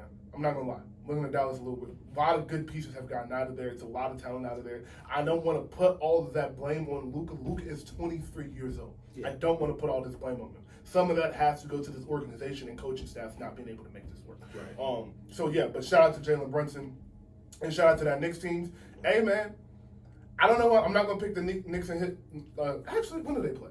Because if they play before Sunday, we'll go ahead and pick that now. Knicks versus Heat. Game 1 is. Oh shit. Yeah, it's Sunday. It's Sunday at 1. Holy shit! The draft started. Yeah, hell yeah. Who won number 1? Bryce Young. Yes, sir. Stroud went to the Texans. Yes, sir. NFL draft. And then the Texans made a big trade for the 3rd overall.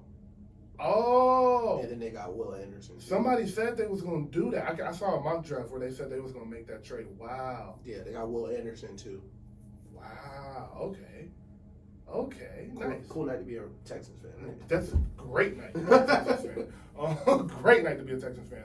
So if you listen to this tomorrow and just completely miss all the draft news on Twitter, then you have an update from us. Hey, breaking news. You're welcome. So Yeah, they play Sunday at 1. It's just so funny that the Seahawks really got the 5th pick in the draft because of Denver. Do you know? And the Eagles got the 10th pick. Yo, the Saints. Eagles got the 10th pick.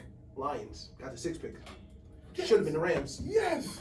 That's crazy, man. That's crazy, man. So, Knicks, we'll go ahead and pick it real quick. Who do you have in that series, man? That's a tough series to call. I got Heat in 7. Okay. Heat in 7 in a 1995 basketball yes, series. sir. Full of old rivalry. Listen, full of zones. Mm-hmm. Oh, listen, Jalen Brunson. I just talked about how you would like to see the teams just throw the kitchen sink at a super, especially if we're gonna lose the series. Just throw the kitchen sink at a superstar.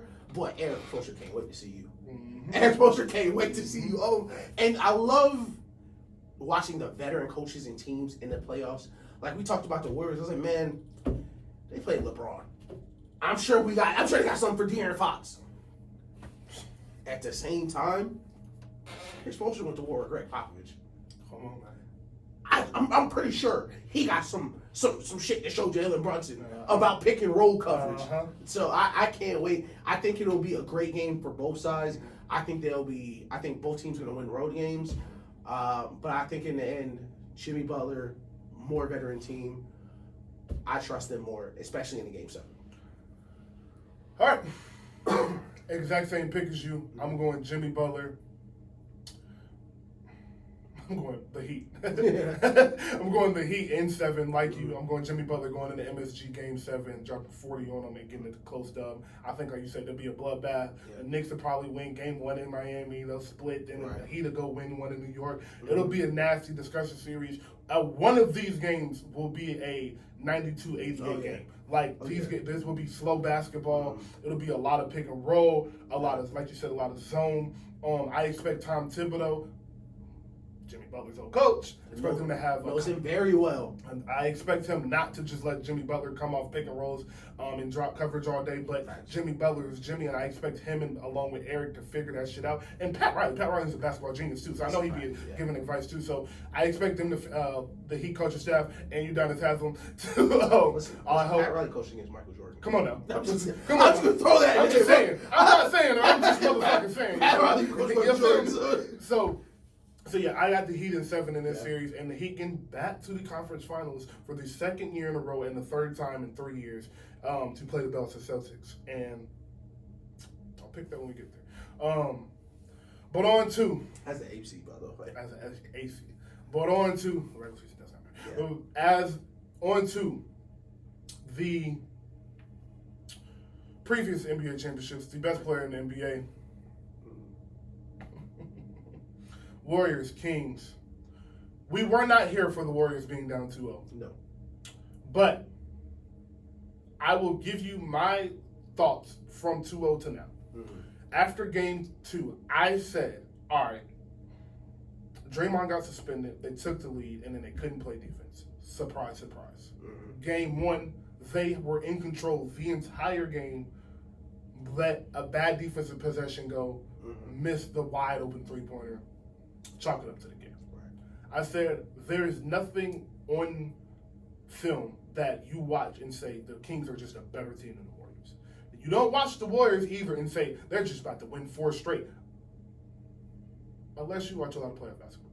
Mm-hmm. And unless you've really paid attention to these Warriors teams the past few years. And the reason I said they're going to win 4 straight is because in the playoffs it's a lot about momentum.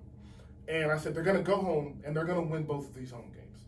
Even with Draymond, I said I was nervous without Draymond, but I said they're going to come out and they're going to win this game. I thought it was going to be closer than it was, but Steph is Steph from start to finish, controlled the entire pace. Mm-hmm. After game 2, the Warriors realized something. You got to stop trying to run with them. They're young. Yeah. They're young. They have more energy than you. They're faster than you, too, honestly. They're faster than you. So you running plays to their advantage, especially when you're at home, because you guys play fast. You guys play fast and you guys pass the ball more than any other team in the league. So that's going to cause turnovers. And one more thing, you shoot more threes than everybody else, blown rebounds. All of those things lead to enough fast breaks without you starting fast breaks for no reason. Exactly. So you're letting the fans get into it because you're up and down, you're turning the ball over, you're making mistakes, you're having stupid fouls. So I said they're going to go home, and Steph is going to control the tempo. Yeah. And he's going to slow the game. He's going to push as needed because it is times where you do push because you have a numbers advantage and you like get certain three-pointers you like. But for the most part, he's going to slow the game down and he's going to close it out. Game 3, masterclass. Yep. Game 4, more of the same. Draymond came back, had his second best game of the season. Last night was his first best. Played a beautiful game in Game 4, and they won a close one. Steph tried to sell us. He tried to get a series away. He really did. Yeah. Missed the dagger 3, caught the timeout where you didn't have one. Yeah. And then you took the shot with 10 seconds left when you could have got clocked down to 4 seconds. Like, just a lot of bad decisions. But leave the ball in Harrison Barnes' hands. We know how that's going to come out. So I say I get to Game 5. And I said whoever wins Game 5 is probably going to win the series. Because I think they'll go win Game 6. But I think the Kings will probably sneak out of Game 7. So then the news of De'Aaron Fox dislocated his finger came out. And I said, oh, okay. So, if you watch how that was reported, Shams, who's the clutch guy, was like, he's probably not going to play. Yeah, he's doubtful. Right. He's been averaging. Sorry about that. Technical difficulties. Somebody logged into the computer that we were using. So, this will be an audio episode, unfortunately. Sorry about that. But thank you for sticking with us. So, where I was going was with the Warriors was, in going into Game 5, I was like, Steph is going to have to control the tempo because the first 2 games at home they was playing fast. They'll control the tempo. They understand the importance of this game. They understand the magnitude of winning this game and taking the crowd out of this game. And from about midway through the second quarter, when Clay tied the game on that 3, they kept the lead the rest of the game. They did not give up the lead, and they knew how important it was not to give them fans that hope because that crowd would have really got into it. You saw they got up 12 and they got to 2, but they made sure they got the stops they needed and they made the shots they made. And Kerr said something really important is they haven't been here. We have. Yeah. Simple as that. They literally have no idea what type of environment they're finna walk into. So. And that's your home crowd, but my nigga, that shit is loud. Like, even if you're at home, bro, that shit is loud. It's nerve-wracking. It's like, damn, all these people want me to win. I gotta hit this shot. Like, that shit gets nerve-wracking. You saw Keegan Murray started off 3 or 4 or something like that. Didn't shoot the ball the rest of the game, bro. Like, it gets crazy in there. So when you really get in the moment and you really gotta be the guy to take them shots, Kevin Herbert, they're just not ready. The whole series. Yeah, they're just not ready. But a masterclass again from Steph, Clay, and Draymond. All 3 of them. They put together a Clay first half, Steph second half, Draymond all game, just doing everything Draymond does, making all his layups. I think he shot like 7 or 8 or something. 8 or 10. 8 for 10, 80% from the field. Hit the Dirk fade. When he hit that to go up 5, I said, oh, it's over. Like, it was just a masterclass of basketball from the Warriors last night. A beautiful masterclass. So, time is a flat circle. And what we've seen in the past is going to make itself known in the present.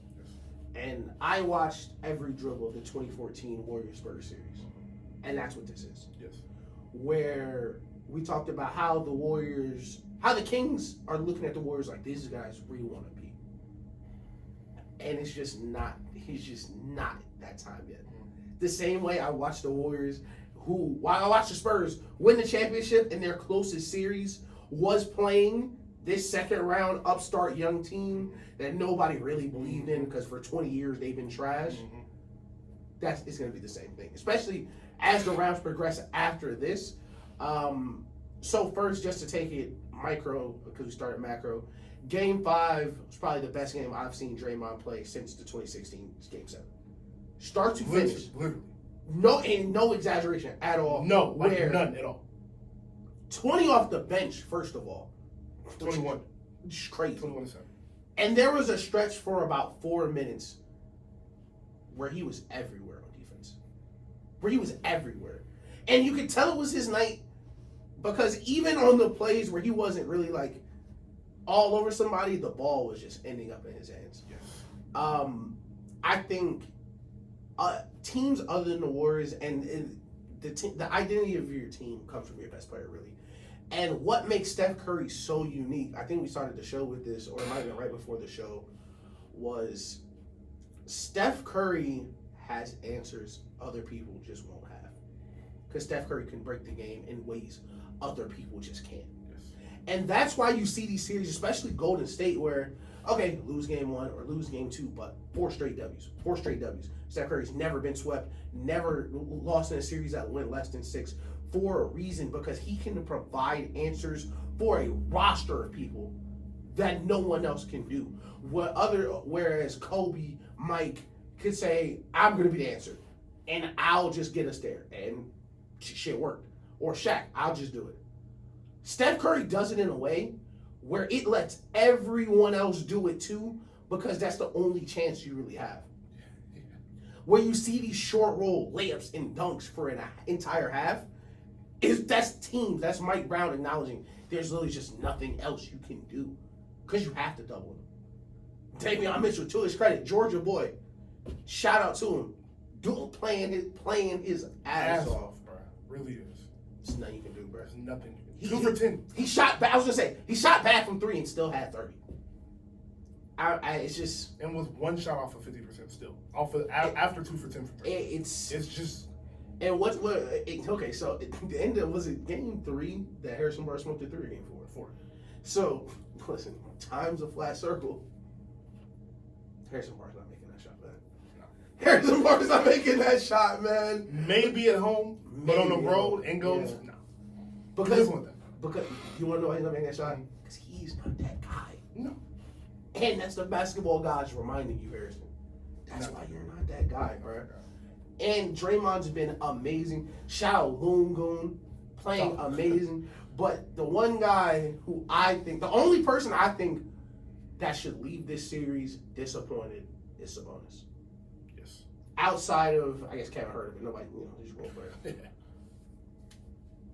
First, because, man, he got exposed. Yes, he did. Yo, he got exposed. And second, I just know your daddy watching this. Mad. Just mad, bro. Because he really, now with Giannis out, Sabonis is the face of the no bag player. Because the Warriors like, you know what? Let's just back up. Just back up. See what he does. And he has no answers. His arms aren't long enough for him to just go to work down there. Not a big enough body. But he's not quick enough to get around Kevon and Draymond. So all he has left is, let's see if I can just run through this guy's chest. And they don't call the offensive foul. But I think, especially Game 5, it was a classic champion game. Beautiful. It's just champion. Start to finish. And this is why the regular season don't matter. And again, the culture war between the try-hard teams and the teams, let's just make sure we're okay, get the synergy right, let's be healthy when it matters, is the Kings were supposed to be the best home team in the league. And the first must-win game of the series that the Warriors played on the road, they won no problem. It's hard. And listen, De'Aaron Fox out there trying his hardest. I think his finger gave out last in the fourth. Oh yeah. I think it was done. I think he had got to the hole and they were slapping at it. I think it's like not even dirty. Like just that's how you're supposed to do. That's the nature of the game. I think he lucky he ain't go out of the way. He should have went. Oh God! I'll smack his finger against the glass. Oh God! So I think his finger kind of gave out. He was pulling at it a lot after every shot. It just his shot didn't look normal in the fourth quarter. So salute to him for fighting through that, because I know that shit hurts real bad. But I am super impressed with the Warriors, but I want to go to Sabonis first, and then I'll get to my Warriors points. Sabonis has a lot to work on with his game. He has to get some type of jump shot because the blueprint is out now. Yeah. I mean, and sure, you might be great in the regular season, but the blueprint is out on you now. But Steve Kerr, you deserve some credit, man. The reason Sabonis is having so much trouble and isn't as effective as he has been is because Steve Kerr said, hey, bro, stay on the shooters. Mm-hmm. We're not going to help. Ain't nobody sending no double. We trust Draymond and we trust Kevon Looney to guard him one-on-one. If Sabonis wins him this series because he's averaging 30 and 14, will live. But that ain't going to happen. Yeah. So they left them one-on-one. The reasons the Kings' offense was so nice was because of the motion the type of motion that they were running. But with Kevon and Draymond just sagging off of them instead of pressing up on them, it's no motion to run because the paint isn't open. So you're not doubling, so there's no shooters really open. So your only game is pick and roll and drive and kick. And they've dealt with that for the past 8 years. They can figure that out. They're going to live with you trying to outshoot them. We say it time and time again. They're going to live with you trying to be the Warriors because you're not going to do it. At some point, it's going to fail. My last point is, with the Kings, the up and down style of play is cool until you've been chasing Steph around for 5 games. Somebody on the Kings or Warriors staff tweeted out, not staff, but social media team tweeted out in game 2 that the Kings pace and that the Kings pressure on him full court were bothering him and his stamina. He was exhausted. And I said, maybe he was that game, but his preparation from 2014 till now has prepared him to rest his body and do what he needs to do in between these days of rest to be perfectly fine. They have not been in this battle yet. Steph Curry has played 100-game seasons back to back. He can figure out how to get his legs under him and everything for a shot. I think that was part of the reason his shot was off last night. I think his legs was kind of shot a little bit. So I expect that to be different at home. And so that week of stamina that you have to guard Steph Curry mentally and physically, the Kings just don't have because you haven't had to have. Did you see the picture of Davion Mitchell? Sauce. Listen, Sauce. Bro, you're guarding Steph Curry full court. As soon as he passes the ball, he's running all the way around the court. So one of the golden rules that we first, put in stone back in 2017 was you're not going to out-warrior the Warriors. And unfortunately for the Kings, because of the scheduling gods, that is the task that they have, where we built this amazing season playing like the Warriors. But the problem is, you're not going to beat them doing what they do. No, you're not. Sabonis is struggling so much because as much as I love Sabonis, he's not Draymond. No, he is not. So, and for 10 years, Steve Kerr has been watching people do this to Draymond. Yes. So I'm sure he knows how it works and what it gives up, what they can allow. So now you're dealing with what they had to deal with. It feels so, you know what it feels like? It feels like when Cat fought himself. Mm-hmm. And it's like, man, y'all really might be stronger, faster, want to do it more energy. But the little stuff that y'all don't know yet is the reason that y'all can't win. Because what you don't know, you don't know. You didn't know that, in the playoffs, Steph Curry will pass the ball and do 3 moves. And then he might get that bitch back. You didn't know that. In the regular season, they're not going to play like that all the time. But when the money is on the table, and especially playoff series, Warriors have the best player, best coach, maybe.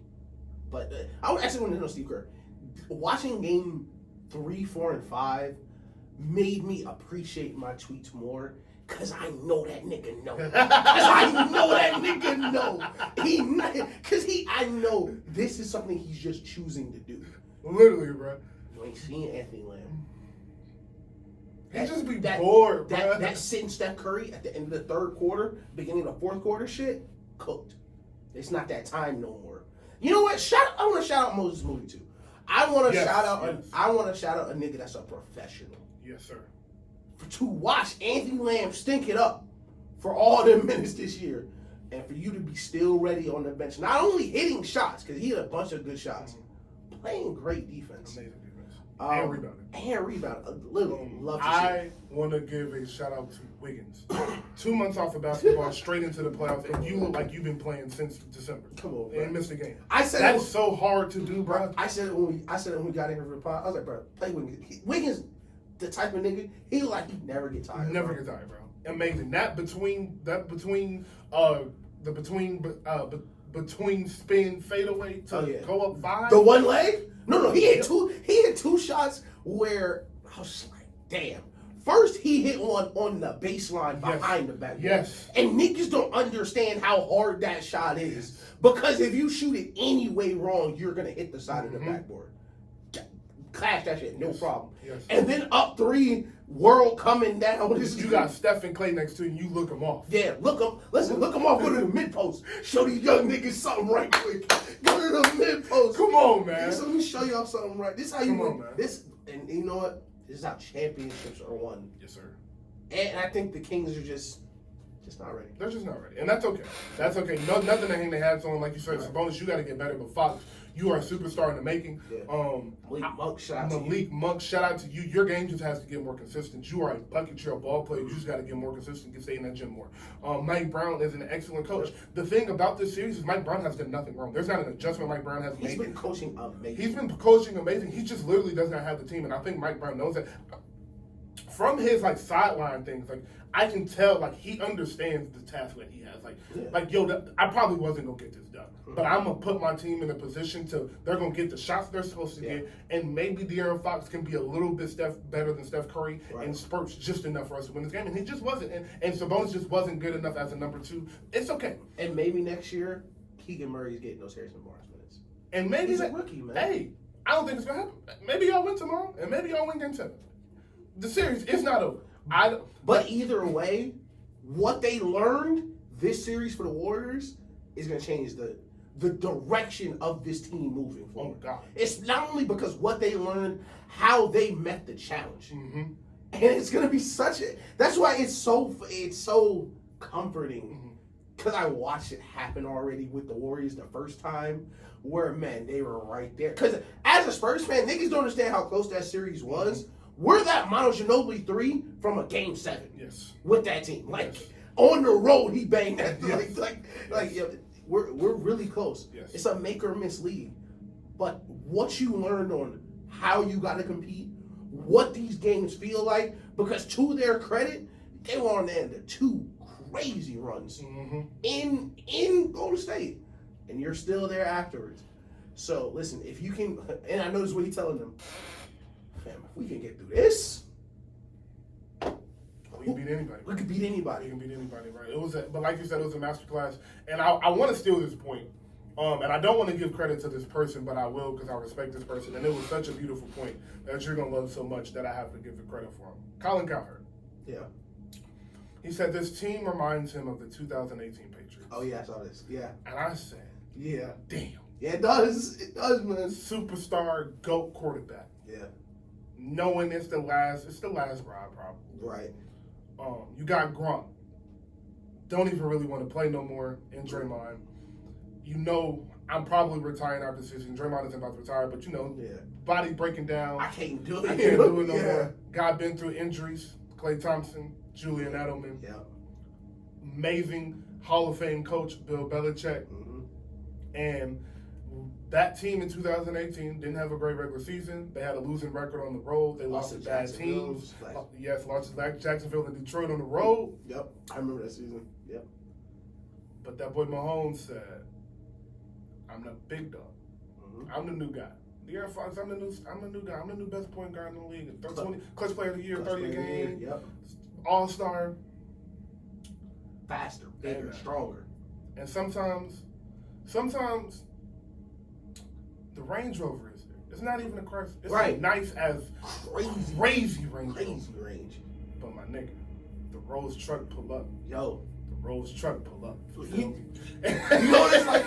You know what it's like? Man, that maxed out Jeep nuts. And then that G-Wagon pull up. It's just a little different, man. And they showed them it was just a little different, man. And I like we said, I respect the Kings, but the Warriors really just are a veteran team, and I find it hard for anybody to beat them 4 games. I don't know how they do it. And that is the underscore thing, because we have done it for about 2 hours, yes. But it was about an hour and 58 minutes. 2 weeks in 4 games. You're just not gonna do it. You're just not gonna get out of there alive, because the task, and you said I think Mike Brown understands the task, and he 100% does. Coming from having that white Nike tech on, is this is the best offensive player, arguably since Kobe/Jordan/Wilt Chamberlain, if you want to contextualize on how he affects the game. Yes. And for 2 weeks, we have to contend with stopping him, the best shooter in the league ever outside of him, best defender, most versatile starting championship big since Rodman, maybe. And Rodman couldn't do half what Draymond do on offense. Mm-hmm. And can you do it while out coaching someone who's been coaching that team since they started winning? It's a lot to ask, bro. It's a lot, bro. It's a lot to ask. Really a lot. And it's a lot to ask for your first go round. Yeah. And losing to the Warriors, nothing to be ashamed of. Nothing to be ashamed of, man. Shout out to the Kings, bro.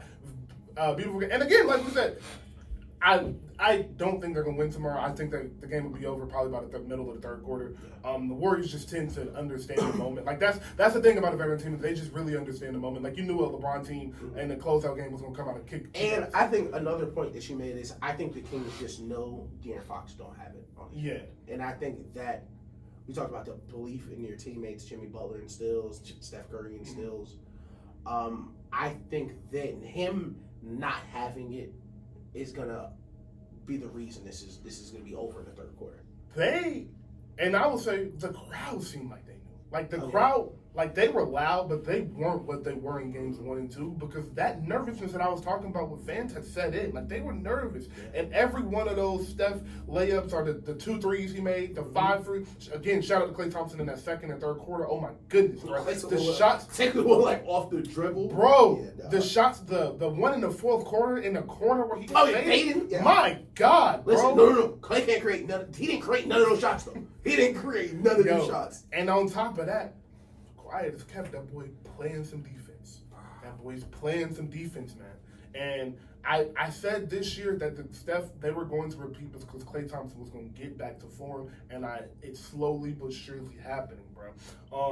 So I think they advance tomorrow. I think they probably win about 15-12. I think De'Aaron Fox tries to give it a go, but I just think that finger, it's a pain tolerance thing, and that finger is gonna get hit. Your fingers are gonna get slapped playing basketball, going to the hole, contesting jump shots, playing at that high level of intensity. Y'all niggas talking about, my fingers are hitting pickup. Not the same thing, my nigga. Yeah, facts. Not the same thing. So that high intensity, it's gonna get hit, it's gonna get slapped, and that shit is just gonna wear him out. It's a dislocated finger on his shooting hand, but there's only so much you can do. So I expect him to come out set fire. I expect Steph to he hasn't had a great 3-point shooting game. I expect that to be tomorrow. See, that's the problem.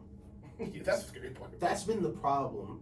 That was my problem when I was watching the last game. It's like, man, a lot of these shots, and I, especially at the end of the last game, you could kind of see them break. Mm-hmm. There was one shot Steph missed late in the game was a 3-pointer where you literally saw them break. Yes. Where on the pick and roll, Davion just couldn't chase that nigga no more. And he just let him shoot the pull up and he happened to miss it. Yes. But Davion literally at half court had nothing left in the tank, bro. Nothing, bro. So it's been a great series. I think this has been the best first round series. In a long time. It's the Cavs not the Cavs Knicks, the Heat Bucks was real fun to watch, but I think this was the best series so far. I think they'll win this game tomorrow and they will see. Still think they'll see LA. Mm-hmm. But boy, LA better win this game tomorrow. Because if you got to play Sunday and then play again Tuesday, if they see LA, I don't want them to see LA for narrative purposes. To be honest, because I think listen, I'm gonna take my W's where I can get them because they gonna beat the shit out of LA. Yeah. But I think it would be fair for Bron. No, it's not going to be. I think Game 3, Draymond got to the middle. They ran the splits in the middle of the court and came across. It's just lay up. Like, someone just didn't know what to do. Yo, man, that LA shit is cute, but boy, Darvin Ham he don't got it yet. He don't got it. And that coaching is going to be important. Yeah. LeBron is only going to be able to do so much. And you going to ask D'Angelo Russell, Dennis Schroeder, and Austin Reeves to chase around Steph, Clay, Andrew Wiggins, and Malik Beasley and Troy Brown, be for real. Like, somebody got to go to Jordan Poole. Somebody got to guard Jordan Poole. They're going to run up and down that. They're going to run the Lakers off. It's going to be crazy watching GP2 lock up AD. That's a 5-game series. Yeah. Realistically, I think that's a 5-game series. Oh, yeah. But I don't think this serves as to why Steph is better than LeBron or anything. Yeah, right. Like, it's nothing like that, bro. Like, LeBron obviously isn't in his prime anymore. Yeah. Steph still is. Steph might be better than he was in 2016 right now, which is insane. I think he, for sure, that's a nasty part. Yes. He's still That's getting better. disgusting. That's disgusting. Because on defense, he's been playing He's amazing. playing such good defense. Yeah. He's playing such good defense. So, yeah, I think he's better than he is. I think Steph Curry is still underrated. And this is, and just to look ahead as we wrap up,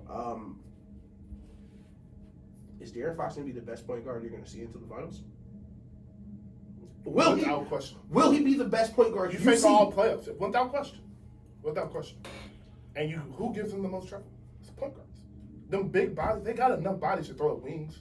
The bigs, they don't be like, they're not worried about AD beating them in the series. You might be worried about him defensively, but you can pull him out the paint. You'll figure out how to pull AD out the paint. So the guards. So big picture, with Giannis eliminated, is there a bad matchup left in the league for them? No. Other than Philly? No. And I don't even think Philly's a bad matchup for them because they're going to run Embiid off the court. That's a fact. Like, Embiid can score 40, but it's going to be so exhausting. They're going to do the same thing they did with Sabonis. They're just going to let Embiid score 40. Bro, drop Draymond off. Draymond knows he can't guard you. He's not stupid. He knows that. You know what's crazy? He might not even guard him. He might not care. Like, he doesn't care. He's going to let you bag him down, get the layup. No, I think Steve Kerr goes out, put Loon on him, put Draymond on James Harden, put Draymond on Tyrese Maxey. Mm-hmm. Whatever guards thinks they're going to be the second guy of that game, Yes. put him on him, let him get 40, figure out where you're getting the rest of these 60 points from. Hope Tobias Harris brought his lunch today. Because y'all not stopping him. Yeah. Y'all not stopping him on defense. And Doc Rivers ain't going to make an adjustment. So, yeah, I don't think it's a bad matchup. I really think I need that final so with the Bucks, I want that final. I want Philly to make it. What's it for the Philly to win game 1 and 2 and then not make an adjustment? with Boston, I think it will be more of the same as last year. They're just not mature enough. And I think the rookie coach plus the anxiety of playing the Warriors again, knowing what you got to face for 7 games, it's just they won't be ready for it. And I think the Heat just don't have enough players. They got that post-traumatic stress disorder. Oh, God. They got that PTSD. PTSD. They got that post-traumatic stress disorder. Oh, God. So we'll wrap it up there. We might need to coin that. I hadn't heard that before. I've never heard We might need to coin that one. Oh, God. So, yeah, we'll wrap it up there. Shout out to Steph. Shout out to Bron. Shout out to the NBA. Shout out to the playoffs. Hey, Adam Silver. I've been hard on you all year, but somehow we got a Steph and LeBron. We might have a Steph and LeBron conference finals, a KD and Jokic conference finals, a Heat Knicks rivalry make, and a Boston Phillies conference semifinals. Oh yeah. Yo, man, that's some basketball. That's your superstar. Your only superstar in the league that's not in that conversation. That's not there is Kawhi and Giannis, and they was in the playoffs. So right, yeah. Like, man, that's special. We got a great weekend of basketball ahead. And we will see you guys. Oh, not live. But we'll be back when we'll be back. We'll be back Sunday though. Sunday. Episode Monday probably. If you're listening to this to the Friday. Yeah, I'll post this tonight. Thursday. So we'll be back Sunday, and we'll have more to review. The Game 6 is tomorrow. The Game 1 of Nuggets and Suns. The draft we'll talk about, and yeah. And then, I want to talk about this, but audio went out, so I don't want to drag it too much. We've been recording for 2 hours, but definitely we'll be talking about Pusha T not being the top 50 rapper. Yeah, that was crazy. Atlanta just picked Beyond. Who? Atlanta. They got him? Yeah. Yes, sir. Good job. Oh, and Anthony Richardson did go to the Colts. They did not pick Will Levis. Hey, that's lit. Yes, sir. Shout out to Anthony Richardson. They went to Indianapolis. All right, man. Y'all be safe. Loves, hugs. Jalen Carter's still on the board. That's great. I think Chicago might get Foul. Chicago and Philly gonna go. Listen, now that Behind, I was gonna say now that Behind's gone, I go Jalen Carter. Yeah. I go Jalen.